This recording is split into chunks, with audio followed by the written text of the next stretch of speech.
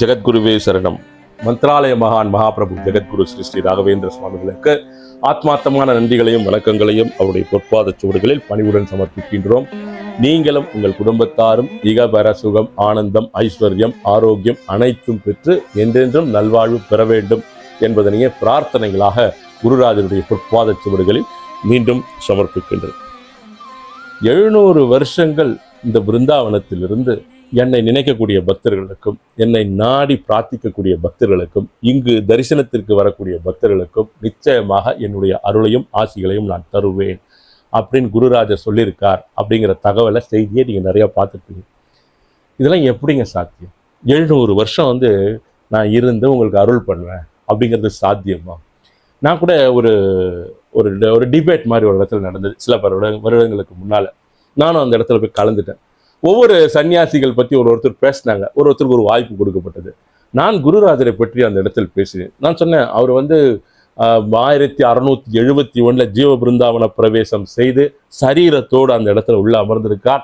இன்னைக்கு நிறைய பக்தர்கள், வரக்கூடிய பக்தர்களுக்கு அனுகிரகம் பண்றார், நினைக்கக்கூடிய பக்தர்களுக்கு அனுகிரகம் தொடர்ந்து பண்ணிட்டு இருக்கார் அப்படிங்கிற அந்த தகவல் அந்த இடத்துல சொல்லும்போது, நல்ல ஆன்மீகவாதிகள் கூட அதை எதிர்ப்பதமாக எதிர்விதமான கருத்துக்களை என்கிட்ட சொன்னாங்க. அதெல்லாம் எப்படிங்க சாத்தியம் இருக்கும்? எப்போது நீங்க எத்தனையோ வருஷம் 1671 100 வருஷங்களுக்கு முன்னாடி அவர் உள்ள போயிட்டு உட்கார்ந்தாருன்றீங்க, இன்னும் அங்க என்னங்க எப்படிங்க இருக்கும் அப்படிங்கிற மாதிரி சில பல தகவல்களை சொன்னார். இதெல்லாம் விஞ்ஞானத்திற்கு அப்பாற்பட்டது. விஞ்ஞானத்தையே கணக்கிட பண்ண முடியாது. இந்த குவாண்டம் பிசிக்ஸ், அதுக்கப்புறம் இந்த காஸ்மிக் எனர்ஜி, இதெல்லாம் வச்சு இந்த தத்துவங்களோடு இதை நம்ம சிந்தித்து பார்க்கும்போது சில பல வினையின் விளைவுகள் இப்படியாக இருக்குமோ அப்படின்னு தான் நிச்சயமாக என்ன தோன்றும். இப்போ ஒரு சாதாரண ஒருத்தர் இருக்காருன்னு வச்சுக்கோங்க. ஒரு உதாரணத்துக்கு சொல்கிறேன். ஒருத்தர் உயிர் துறந்து விடுகிறார் அப்படின்னா, உயிர் துறந்து விட்டோம்னா அவங்களுக்கு அந்த மூளையின் செயல்பாடுகள் கண்டிப்பாக நின்று போயிடும். அதுக்கடுத்தது இதயத்தின் செயல்பாடுகள் நின்றுடும். வேற ஒன்றுமே அந்த இடத்துல நடக்காது. ஆனால் குருராஜர் என்னன்னு கேட்டால், அவர் பிராணயாமத்தின் மூலமாக, அது யோக கலையில் வல்லவர் இல்லையா, அவர் இப்போ எப்படி உட்கார்ந்துருக்காரு, அதாவது யோகிக் ஸ்லீப்ல இருக்காரு. அதுவும் எந்த மாதிரி யோகிக் ஸ்லீப்னா, ஒரு கான்சியஸ்னஸோட கூடிய ஒரு யோகிக் ஸ்லீப்ல அவர் உட்கார்ந்துட்டு வரக்கூடிய பக்தர்களுக்கு அனுகிரகத்தையும் ஆசிகளையும் கொடுத்து கொண்டிருக்கிறார். அந்த பிராணயாமம் மூலம், பிராணயாமத்தில் கைத்தேர்ந்தவராக இருப்பதால், அவர் யோக கலையில் வல்லவராக இருப்பதால், அந்த பிராண வாயுவை தன்னுடைய உடலுக்குள்ளேயே மீண்டும் மீண்டும் உழலச் செய்து அங்கு இருக்கக்கூடிய அணுக்கள் புதுப்பிக்கப்பட்டு அப்படியே அதை பாதுகாத்து வச்சிட்டு இருக்கார். ஒரு காயக்கல்ப பயிற்சி மிக நன்றாக தெரிந்தவராக நிச்சயமாக அவர் இருந்து கொண்டிருக்கிறார். இந்த மாடர்ன் சயின்ஸுக்கே சவால் விடக்கூடிய ஒரு வெளிப்பாடு தாங்க நம்முடைய குருராஜருடைய இப்போ இருக்கக்கூடிய வெளிப்பாடு. அவருடைய அனுகிரகம், அவருடைய ஆசிகள் அப்படிங்கிறது. ஹைப்பர்நேஷன் அப்படின்னு சொல்லுவாங்க ஒரு வேர்டிங்ஸ். ஹைப்பர்நேஷன் சொல்லுவாங்க, கிரியோஜெனிக்ஸ் அப்படின்ற ஒரு வேர்ட் சொல்லுவாங்க. இது என்னன்னா வளர்ச்சிதை மாற்றம், மெட்டபாலிசம் சேஞ்சிங் ஆகுது. குருராஜர் என்ன பண்ணிட்டாரு, தன்னுடைய அந்த யோக சக்தியின் மூலமாக அந்த வளர்ச்சிதை மாற்றத்தை அப்படியே ஒரே இடத்தில் தக்க வைத்து கொண்டு மீண்டும் மீண்டும் அந்த செல்ஸ், அந்த அணுக்களை புதுப்பித்து கொண்டே அந்த இடத்துல வச்சிருக்கக்கூடிய அந்த பெரிய ஆற்றல் அவரிடம் இருந்து கொண்டிருக்கிறது. யோகத்துல வல்லவர் இல்லையாங்க. நம்ம யோக கலையில, நம்ம பண்பாடு, நம்ம பாரத தேசம், இங்க யோக கலையெல்லாம் பார்த்தீங்கன்னா சவிகல்ப சமாதி, நிர்விகல்ப சமாதி அப்படின்னு சொல்லுவாங்க. அந்த பார்த்தீங்கன்னா அதுலதான் இந்த பிராணயாமத்தை தொடர்ந்து உள்ளுக்குள்ளாகவே செலுத்தி கொண்டு அந்த இடத்தில் யோக நிலையில், அந்த யோகிக் ஸ்லீப்ல இருக்கிறது. இந்த மாதிரி குருராஜர் என்ன பண்ணிட்டு இருக்காரு, அந்த இடத்துல அவர் அமர்ந்திருப்பது அப்படிங்கிறது, அந்த ஸ்தூல சரீரம் அசையாமல் அப்படியே அந்த இடத்தில் அமர்ந்திருந்தால் கூட அவருடைய சூக்ஷ்ம சரீரம் என்ன பண்ணிட்டு இருக்குன்னா, அந்த பிருந்தாவனத்தை ஒரு காஸ்மிக் எனர்ஜி ஆண்டனாவாக மாற்றி தொடர்ந்து இந்த பிரபஞ்ச ஆற்றலை தன்னகத்தே ஈர்த்து கொண்டிருக்கிறது. அதை ஈர்த்து வச்சிருக்கிறதுனால தான் அந்த பிருந்தாவனம், அந்த மூல பிருந்தாவனம் அப்படிங்கிறது, அந்த இடம் ஒரு பவர் சென்டராக மாறி இருக்கிறது. நிறைய மிருத்யா பிருந்தாவனங்கள் சொல்றாங்க இல்லைங்களா. அந்த மிருத்யா பிருந்தாவனத்தெல்லாம் பார்த்தீங்கன்னா கூட ஏறக்குறைய 48 நாட்கள் சுவாமிஜி அவர்கள் அந்த மிருத்திகை மந்திராலயத்தில் இருக்கக்கூடிய அந்த புனித மண்ணை எடுத்து, மந்திராலயத்தில் இருக்கக்கூடிய மூல பிருந்தாவனத்தில் ராயர் உள்ள உட்கார்ந்துருக்கார் இல்லையா, அதுக்கு மேலே அந்த பிருந்தாவனத்தின் மீது அந்த மிருத்திகையை வைத்து 48 நாட்கள் ஒரு மண்டலம் பூஜை செய்து அதை தான் கொண்டு மிருத்திகா பிருந்தாவனம் அப்படின்னு சொல்லக்கூடிய ஒவ்வொரு மடங்களிலும் வைத்து அந்த இடத்துல ஆலயத்தை, மடத்தை ஸ்தாபிக்கிறார்கள். அதற்கு அந்த பவர் கொடுக்குறாங்க.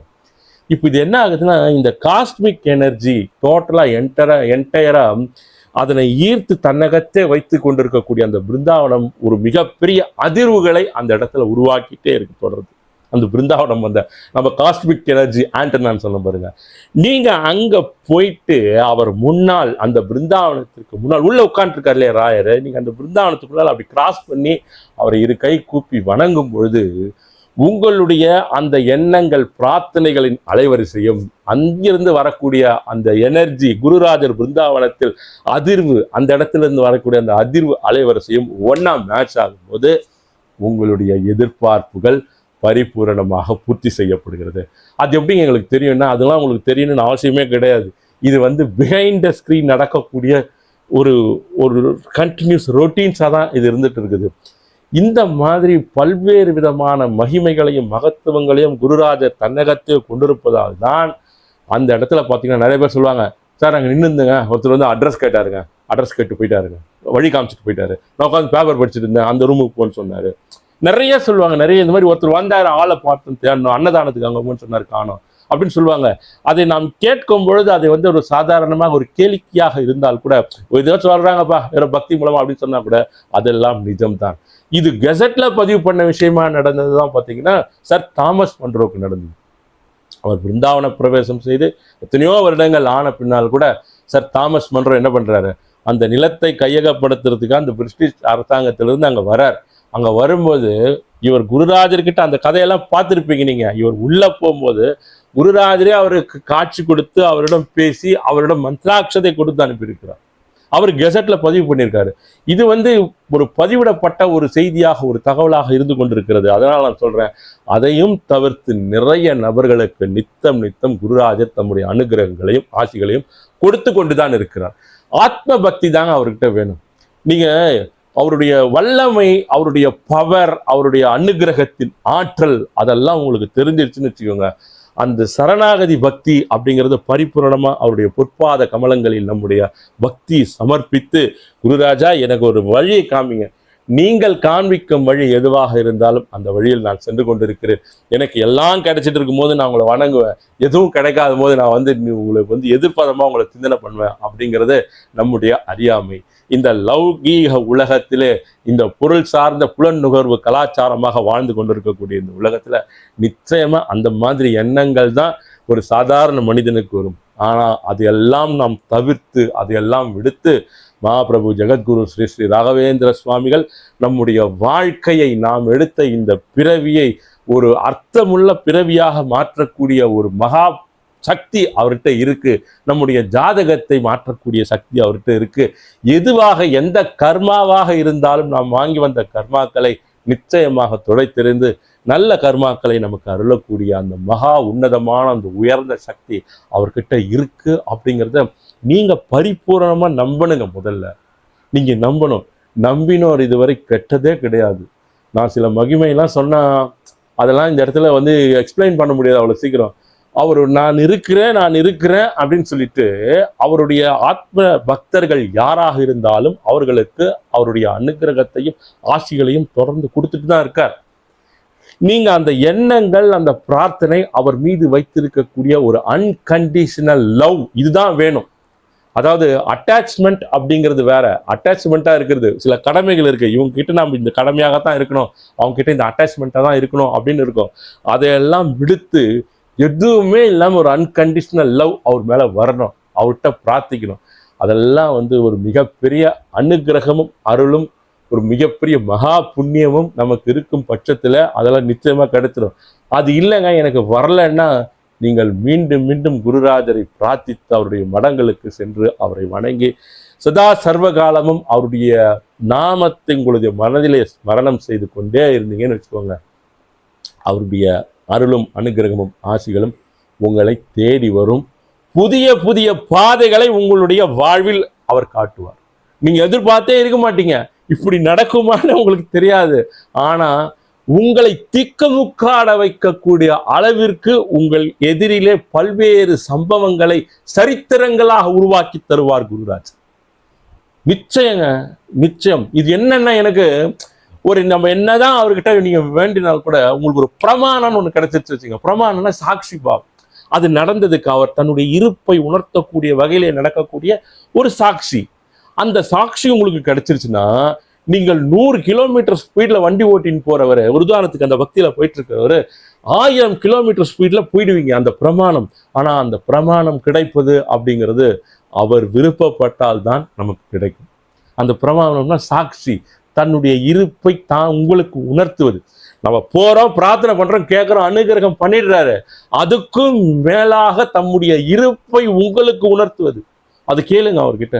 நீங்க பல்வேறு இடங்களில் அவரை உணர்ந்திருக்கலாம், ஆனா மறுக்கவே முடியாது, கிடையவே கிடையாது, இல்லைன்னே சொல்ல முடியாது. குருராஜர் வந்தார், அருளினார், என்னுடைய வாழ்க்கை செழிப்பாக்கியது, நான் இந்த இடத்துல இருக்கேன் அப்படின்னு சொல்லக்கூடிய அந்த நிலை உங்களுக்கு வருது அப்படின்னா கிரேட். அது இன்னும் உங்களுடைய பக்தியும் நீங்கள் வைத்திருக்கக்கூடிய அவர் மீது நம்ம சொல்றோம் இல்லையா, அன்ஷேக்கபிள் ஃபெய்த், அன்கண்டிஷனல் லவ் அப்படிங்கிறது இன்னும் அதிகமாயிட்டே இருக்கும். நீங்க தொடர்ந்து அவரை பிரார்த்தனை பண்ணிட்டே இருங்க, உங்களுடைய கடமைகளை தொடர்ந்து செய்துட்டே இருங்க. இந்த உடல் நோய் வந்துருச்சு, உடம்பு சரியில்லாமல் போயிட்டோம், ஏதோ ஒரு ப்ராப்ளம் ஆயிடுது, அது ஆரோக்கிய குறைவு ஏற்படுது அப்படின்னாலாம் மனம் தளர்ந்துடாதீங்க எப்பவுமே. அதெல்லாம் நம்முடைய கர்ம வினை பயன். அதெல்லாம் தேடி கண்டுபிடிச்சு இவ்வளோ பேர் இன்னைக்கு ராகவேந்திர பக்தனுக்கு தான் இது வரணும் அப்படின்லாம் அந்த மாதிரிலாம் கிடையாது. அதெல்லாம் முன்ஜென்ம வினை, முன்ஜென்ம கர்மா. நீங்கள் குருராஜரை பிரார்த்திக்கவில்லை என்றால், குருராஜரை பிரார்த்தித்து உங்களுக்கு ஒரு உடல் உபாதை வருகிறது அப்படின்னா நிச்சயமா நீங்க ராயரை பிரார்த்திக்கவில்லை என்றால் அந்த உடல் உபாயத்தின் வீரியம் பல மடங்கு அதிகரித்து இருக்கும். நீங்கள் அவரை பிரார்த்திப்பதனால் அதை அவர் ஓரளவு கண்ட்ரோல் பண்ணி ஏற்றுக்கொள்ளக்கூடிய வகையில, உடலிலே மருத்துவர் மூலம் மாற்றம் கொள்ளக்கூடிய வகையில உங்களுக்கு மாற்றி அமைத்திருக்கிறார் அப்படிங்கிறத பரிபூரணமாக நம்பிக்க வேண்டும்.